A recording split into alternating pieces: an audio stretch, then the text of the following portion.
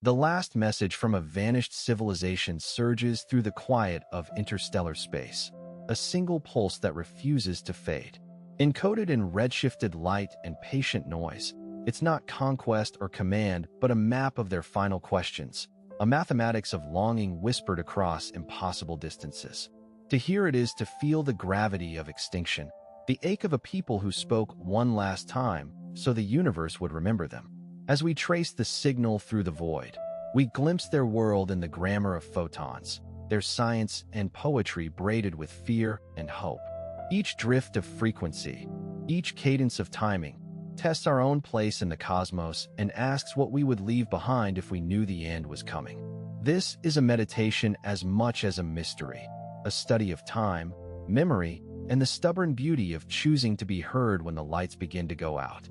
If a story where curiosity outlives civilization's calls to you, this is the moment to listen. The last signal invites you to witness the farewell the universe itself might one day echo back. 1. Introduction: the discovery of a mysterious signal from deep space. A faint signal arrived from beyond the solar system, detected by a network of radio telescopes that stitched together a makeshift chorus of dishes. The first reads were plain, a narrow band of energy that held a steady presence, almost surprised in its quietness. Then the data revealed a drift, a slow echo of motion through space, as if the source wore its own velocity like a shadow. The signal did not blast into the room with bravado. It seeped in, patient and specific, insisting on being heard. Observers cataloged it with the care given to a rare artifact, a thread pulled from a vast, dark tapestry and laid out on the table of human curiosity. As the hours stretched, the pattern began to breathe. The pulses, consistent in rhythm yet elastic in timing, suggested a crafted cadence rather than a random flutter. Across the spectrum, the signal carried segments that resembled syllables, then longer, more complex motifs that could be pauses, glyphs, or codes for something larger. Interferometric analyses narrowed the origin to a distant point in the sky, but the true landscape of the source remained elusive, a place where light and mathematics might mingle like water and glass.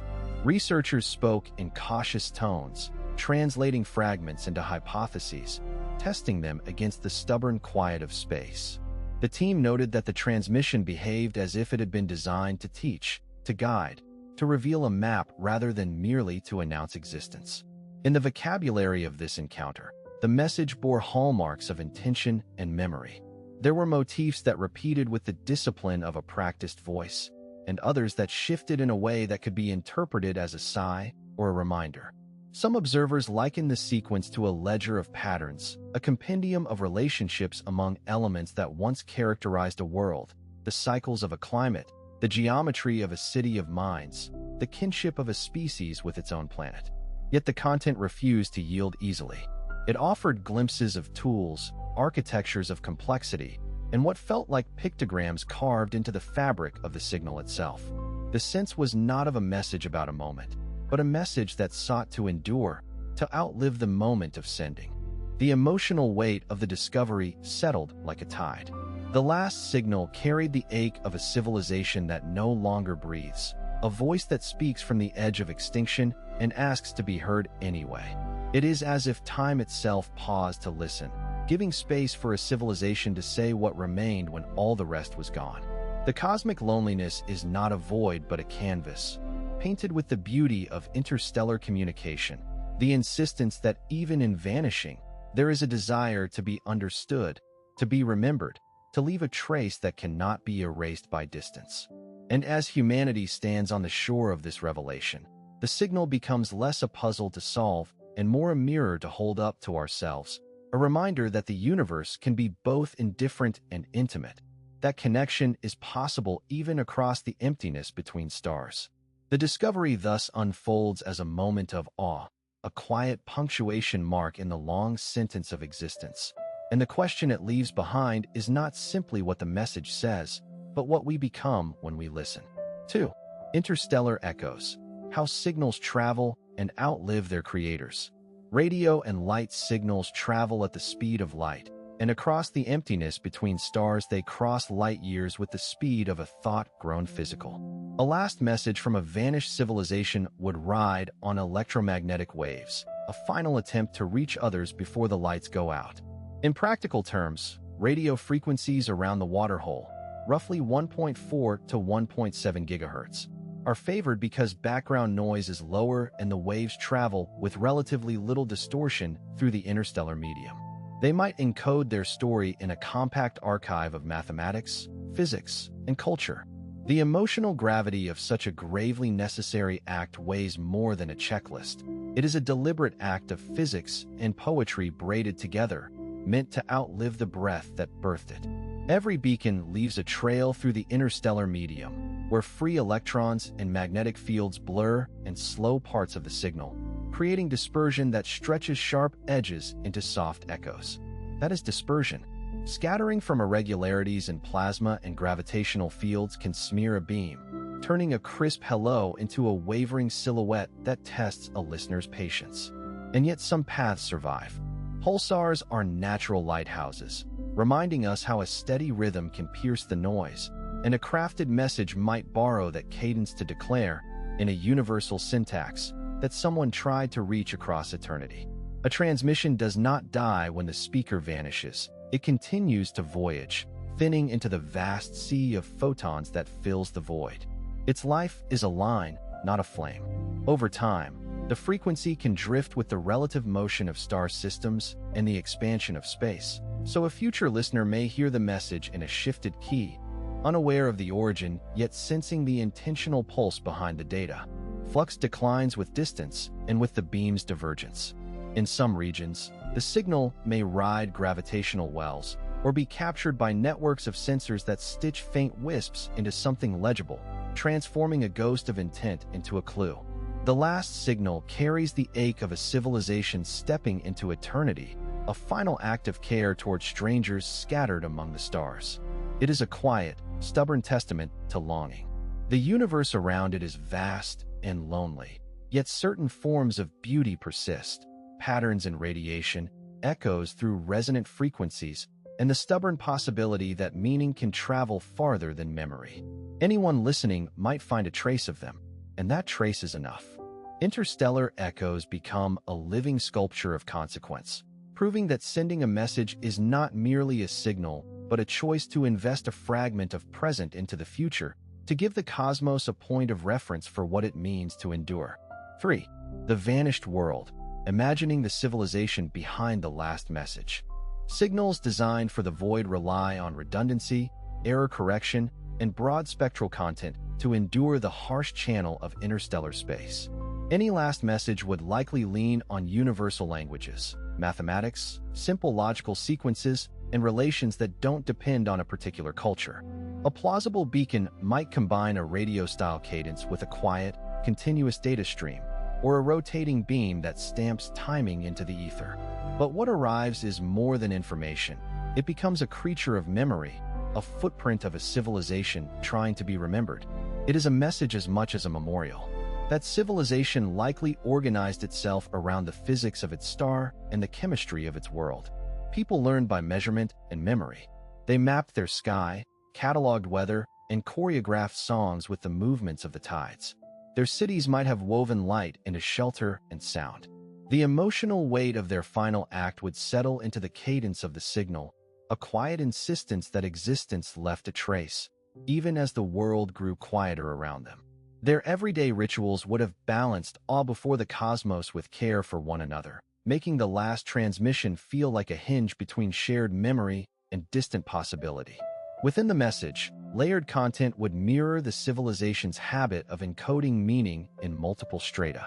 A sky map aligned with a chosen coordinate frame could point other minds to their place among the stars. A calendar of seasons might be represented as repeating pulse trains. A guide to their language could be illustrated by a tree of symbols that reveals structure and touchpoints. A digital mosaic might present common tools, scenes of daily life, and silhouettes of people at work, play, and care for the vulnerable. A sequence of primes or a rhythm-based motif could function as a universal beacon inviting deciphering, while a compact notation of physical laws would anchor the message in shared science. The tone could oscillate between clinical clarity and intimate warmth, suggesting both a civilization that believed in knowledge and a society that believed in memory. The vanished world becomes legible only through the patience of the listener and the humility of the interpreter. The last signal carries not only data but longing, a narrative of how a community learned to read light, to listen to silence, to cherish small continuities as the cosmos raged on. The cosmic loneliness is palpable, yet so is a stubborn, almost stubbornly beautiful impulse to leave a map for strangers among the stars. In the face of finality, the civilization offers a mirror, a reminder that to be seen is to become part of something larger, and that even a fading beacon can keep singing if another consciousness is willing to listen. The result is a quiet awe, a sense that the universe holds both the enormity of distance and the tenderness of a single, deliberate note sent outward into the dark. 4. Meaning of the final transmission: warning, farewell, or something stranger. Electromagnetic signals in space travel at the speed of light and arrive recording the story of their journey in the medium they pass through. The interstellar plasma and magnetic fields bend, scatter, and delay different frequencies, so a message must be built with clarity against that veil. A final transmission from a civilization that is fading would likely be engineered for durability, redundant channels, error-correcting codes, and a cadence that survives long windings of distance and time. In radio astronomy, the dispersion measured along a path can reveal where the signal has crossed denser regions of electrons. The engineer's goal is to keep the core message legible despite the cosmos chewing at its edges. The math of transmission becomes a kind weather report for a starless night, an exacting science, and also a fragile hope. In this setting, the meaning of the last transmission crystallizes into 3 plausible currents: warning, farewell, or something stranger that refuses to sit neatly in one category. If the final transmission is a warning, it speaks from a place of preserved prudence and fear.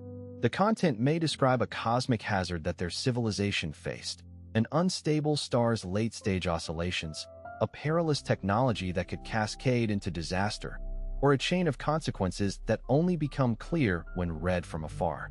The message could employ a frame built of robust mathematical structures, prime index blocks, modular sequences, or a base that requires a specific alignment to decode. Even the tone might shift from clinical to urgent, a quiet plea encoded in a language of signal timing and spectral fingerprints. The physics supports this. A warning travels just as far as the signal itself, but its impact depends on the listener's ability to extract the intent from the noise. It leaves a mark that feels like a finger held up to the void, a suggestion that some futures were avoided only by a risk consciously chosen or cruelly misread. A farewell, by contrast, can be a ledger of memory and loss. It might enumerate the landmarks of a civilization, the names of stars they watched, the rhythms of their days, the music they treasured, presented as data arranged to form a sonic sculpture when translated by a patient receiver. A farewell could weave in art and science side by side, a melody mapped onto a sequence of spectral lines, a climate diary encoded as a compressed image stream, or a gallery of voices distilled into a chorus of coded signals that survive long after the biosphere has dimmed. The emotional weight comes through the restraint, the desire to be remembered as a species, not erased as a footnote. This is not propaganda or vanity. It is insistence that presence persists after the body does, that meaning can be carried across light years as carefully tended artifact and memory. Something stranger treads the line between message and question, a riddle that unsettles the expectation of meaning. It could be a self-referential code that makes the act of deciphering part of the message itself, a cosmic joke about who is listening and why. Perhaps the transmission folds back on itself, revealing that the act of communication is not a one-way offering, but a dialogue the universe never stops conducting. In another possibility, the signal may present a philosophical puzzle, images or patterns that resist linear translation, forcing a receiver to test different perceptual frames, to listen with other senses, or to reconstruct a world from a set of constraints rather than words. The last signal would then be a kind of elegy for language itself, a beacon that asks, with quiet insistence, whether meaning requires a caretaker or merely a listener willing to inhabit a shared space long enough to feel the breath of the cosmos. 5. Conclusion: the universe as an archive of extinct voices. Radio waves travel at the speed of light, approximately 299,792 kilometers per second in vacuum. A message from a distant world would arrive faint, thinned by distance and time. Flux diminishes with the square of distance, and the interstellar medium disperses and scatters certain frequencies, turning a precise transmission into a whisper across the void. To be legible, it must be encoded with redundancy and error correction. The final message of a vanished civilization would be a test of endurance and intention, a last act designed to outlive its makers. What such a message might try to preserve is a mixture of memory and method. It could carry maps of their sky, kinship, or clan symbols translated into geometric sequences, a record of planetary seasons encoded as rhythmic pulses, and a ledger of dire events that forced the exodus from their world. There would be art tucked into numbers, a short liturgy formed from mathematical relationships, a fragment of language expressed as long-lived patterns. The emotional burden would press through the code, a quiet plea for continuity, a stubborn insistence on meaning, a recognition that time will erase even the most careful memory if it is not robustly preserved. The universe itself becomes an archive in which extinct voices echo through different media. Distant starlight acts as a photonegative of the past, and cosmic background radiation whispers about epochs long before any recipient existed. Interstellar dust and magnetized grains can imprint spectral fingerprints that outlast civilizations, while pulsar beams and gravitational waves offer channels that, once tapped, could carry deliberate signatures across incomprehensible distances. Practical schemes for leaving a trace have included broad-spectrum transmissions, optical pulses, and sequences whose structure relies on universal constants or universally recognizable mathematics, aiming for intelligibility even without a shared language. In this sense, the final message is not only a farewell, it is a deliberate bookmark placed on the spine of the cosmos. Ultimately, the signal binds to loneliness. It is a testament to a species that chose to speak one last time into the dark, counting on a future reader who may never come into view. The act feels ancient and modern at once. We listen with our instruments and our wonder, yet we also feel the intimate ache of listening for a voice that has already vanished. The last signal becomes a haunting paragraph in a larger narrative, a reminder that the universe stores not just events but voices, not just energies but memories, not only light but longing. If anything survives in the vacuum, it is the stubborn desire to be heard again, to be understood, to belong to the ongoing conversation of the cosmos. The last signal arrives as a slow breath of light, a patient artifact carried across the gulf of silence. It does not shout. It accumulates, layer by layer, like a wound of gleaming glass that opens a window into a vanished world. What we hear is not noise, but a deliberate cadence, physics speaking through poetry, data bending into memory. The final transmission is our map, our elegy, and our invitation to listen with care. Direct summary of key points. The message is not a single utterance, but a curated archive, gravity, chemistry, and a choir of biological signatures arranged as a cosmogram, a ledger of a civilization that learned to measure the distance between stars and the distance within themselves. It encodes a gaze toward their cradle star system, kinship with evolving life, and a preservation of culture in the face of entropy. It offers a last testament to curiosity, a catalog of natural phenomena, a few melodies that endure beyond the fall of a world, and a quiet protocol for contact that is more study than plea. Its tone is both patient and intimate. We are not witnessing triumph. We are witnessing the final act of stewardship, the choice to announce existence even as the lights go out. And in that choice there is a vulnerability as vast as space itself, a longing to be found, to matter, to be remembered. If you've watched this far, you know you are not just an audience member, you are a listener in a shared vigil. The universe feels immense because it is unfinished, and finding a vanished civilization's message turns our own questions inside out. What would we say if our sun dimmed, if our world disappeared, if the last verse of our story was written in a language we might never fully translate?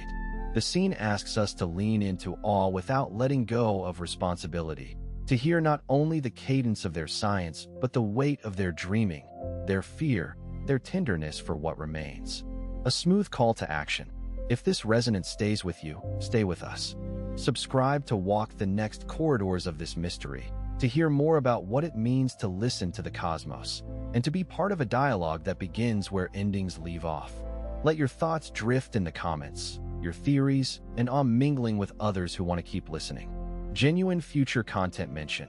In the next installments, we'll peel back how real interstellar signals could be encoded, what kinds of replies a civilization might imagine, and how the physics of detection is shifting the way we conceive contact. We'll explore the ethics of listening, the limits of interpretation, and the creative futures that emerge when we treat silence as a canvas rather than a void. We'll also chase new signals close to home, how human technology mirrors those distant acts of departure, and what we might learn when we finally bridge the gap between whisper and conversation. The last signal does not end with an answer. It ends with a doorway. The cosmos remains, and so do we, listening. The night is not empty. It is threaded with possibilities, with echoes of a civilization that chose to speak one last time, and with us who choose to listen, to learn, to imagine. In the quiet that follows, we realize the beauty of interstellar communication is not in proof of contact, but in the courage to care enough to listen.